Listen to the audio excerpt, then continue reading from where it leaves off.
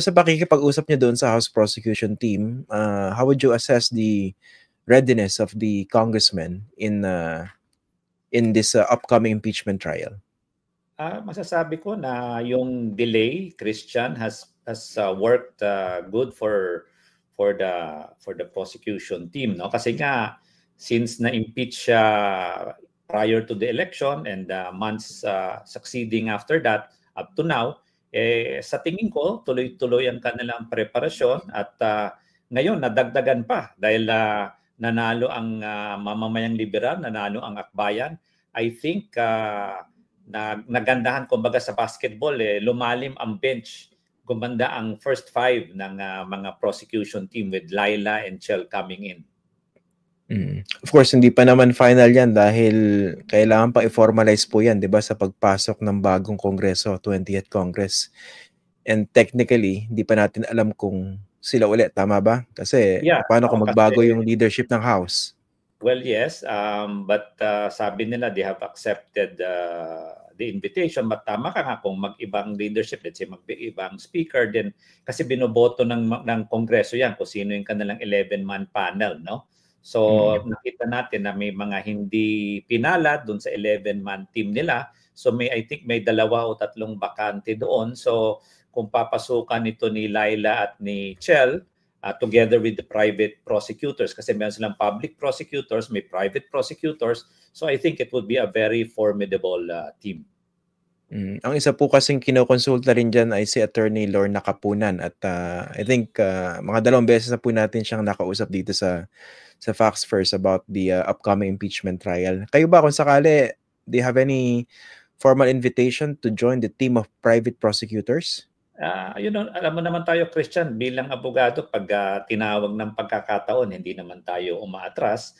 So if there would be a chance, I'll be more than happy to join the prosecution, whether in any capacity. Sabi ko nga, pwedeng private prosecutor, pwedeng in any capacity that may do. But for now, siguro tingnan muna natin. Sabi mo nga, they would still finalize it kasi magsisimula pa lang ang Kongreso itong June. So tingnan natin. And then yung sa simula nito is July pa naman. So may panahon pa naman at sa tingin ko we have enough preparation if ever.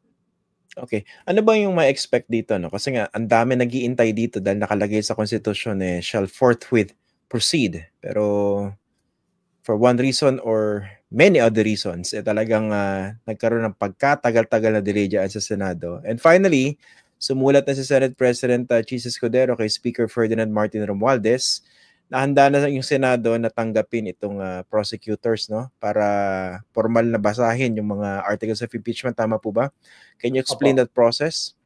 Opo, kasi nga meron yung magno-notice sila to appear, no? So syempre from Congress, forward yung dokumento at i-forward din yung kanilang prosecuting panel. Kumbaga kumbaga sa atin ito yung mga fiscal, no, in the ordinary course of litigation. Now, ang mangyayari dito, sabi ko nga, between June and July, meron pag tinatawag na pre-trial, no, pagsumiti ng mga ebidensya, pagpasok ng mga dokumento, which would dictate the tone and the issues during the impeachment trial para kumbaga it can limit the scope. It can also define the scope. It can clarify what are things to be covered or not. So para makita nila at sana naman yung ating 24 senator judges sana malinawan din naman. So not all of them are lawyers, but also they can use this pre-trial order or this pre-trial process to simplify and to clarify whatever issues they may want para smooth ang proseso ng trial. Base rin po rin sa liham ni Senate President Chis Escudero kay Speaker Ferdinand Martin Romualdez, June 3, formally magkukonvene yung Senado bilang isang impeachment court. Ang tanong ko po, may iba't iba opinion dito, no? Pero base sa pakikipag-usap ko sa mga legal experts, mukhang lamang naman yung continuity school of thought. Pero kayo, ano po ba tingin nyo rito? Kasi tingin ko may magki-question dyan Perhaps even from within the Senate, kung pwede bang tumawid itong current crop of senators, may mga mawawala dyan na 12, dun sa next Congress, sa 20th Congress. alam mo, Christian, yan nga sinasabi ko nung panahon ng election, ang naging issue nun, whether pwede itong continuity, number one, at pinakamalakas na issue nun, yung forthwith na sinasabi. Pero ako kasi sinasabi ko, itong Senate as an impeachment court, it is different from the legislative duty under the Constitution. Kung titingnan natin, yung legislative duty is under a different chapter. Itong accountability of officers kung saan nakapasok ang impeachment is also under a different chapter in the Constitution, meaning it is a different duty of the senators outside of the legislative agenda. Yung legislative agenda, yun na nagkocontrol, 19 Congress, 20 Congress, pero ito, since it's an accountability issue and you are now a court, you are not a legislative body, it continues. In simple language, Christian, parang pag merong nag-resign o nag-retire na judge, hindi naman natatapos ang korte. Tumutuloy lang because it is not about the judge that is being, kumbaga, ang may control dito, but the court. The court survives even if the judge is replaced. So itong nangyaring ito, mag-iiba sila ng judge or magkakaroon ng panibagong judge come July ng 12. So buhay yung korte, it's just a new set of judges. It doesn't mean that the court stops if the judges are replaced. Ito naman yung tanong ko, ano lang to, mga hypothetical, pero this might happen. Kasi nga, very political. It's also a political body. Itong Senado, no? Paano kung magkaroon ng botohan, yung susunod na, na crop of senators, at sabihin, hindi pwedeng tumawid. Syempre, sui generis po yan, di ba? Senado, sila lang ang meron sole authority and power to try impeachment cases. Paano kung majority won, nagbotohan sila, hindi tayo pwedeng tumawid. Natapos na yung ating role noong 19 Congress at dito hindi natin pwedeng ituloy. Can that happen? Tapos kunwari, may pumunta sa Supreme Court, can the Supreme Court compel the Senate? Hindi, ituloy niya. Hindi, kasi nga, tama yan, that is a very hypothetical but it's really a possibility. Because tama yan, sui generis yan. So anything that is decided would be decided among the 24 senators. They can even decide their own procedures. Marami ng experience tayo niyan.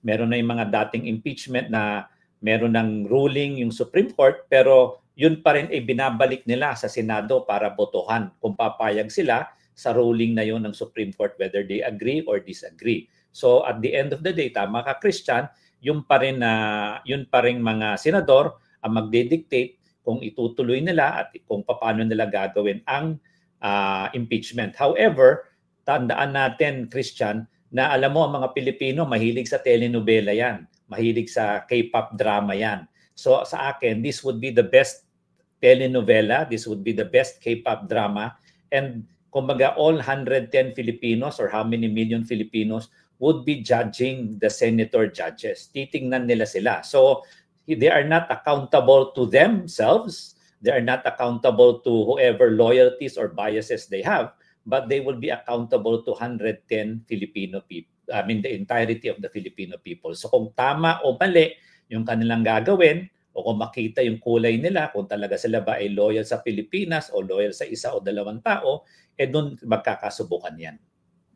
I definitely agree, Attorney Howard. Pero syempre, you can never underestimate the loyalty of certain politicians to other politicians. Well, totoo yan, Christian. That's why ako, I am a student of the law. I am a member of the bar. I do give respect to our judges, now our senator judges, and I would like to give them the benefit of the doubt that they would have the cold neutrality as a judge. However, I do understand also that some of them or a number of them might have political biases or leanings, and this is sabi mo nga, sui generis, it is political in nature, judicial in nature, pwedeng magkasama, but sometimes the political nature of it comes or trumps the judicial character. So hopefully lang, I'm hopeful and prayerful that the senator judges would be neutral. But if they cannot, medyo ang pakiusap ko lang, pwede naman silang mag-inhibit ng kanilang pagkakaupo dyan kung sa tingin nila, ngayon pa lang, naka-decide na sila at hindi sila magbabase sa batas na sa facts o sa ebidensya na ilalabas during trial. alam niyo, Attorney Howard, I really sincerely hope na talagang magkaroon ng ganong mentality yung ating senator judges. Pero talagang part of me medyo cynical, no? Alam na alam ba rin niya, Attorney Howard, no? Yung mga politiko natin. And I was thinking yung cold neutrality of a judge, that applies to sa mga trained judges sa court of law. Pero kung bubugoy-bugoy ka na nakapasok sa Senado, parang ang hirap yata instantly ma-acquire yung ganung demeanor, no? Yung cold neutrality. Meron kang pinatatamaan na bubugoy-bugoy doon. Maraming bugoy doon. Pero I hope na nga na sana, sabi ko nga, sana. Well, of course, we are just hoping against hope. Pero alam natin na yung iba dyan, meron na talaga mga linyada. Pero sabi ko nga, titingnan naman natin ang ebidensya at makikita naman. Kumbaga, kung makita yung kulay nila despite the evidence, whether it is for or against, medyo pag hindi nila sinunod ng ebidensya at sabi ko nga, ang facts, baka makita ng Pilipino na garapalan na ang kumbaga, moro-moro nang nangyari. Kasi nakita rin po natin yan noong 2001. Di ba, nag-walk out nga yung prosecutors and that led to EDSA People Power 2. Ibig sabihin, nanonood ang mga tao.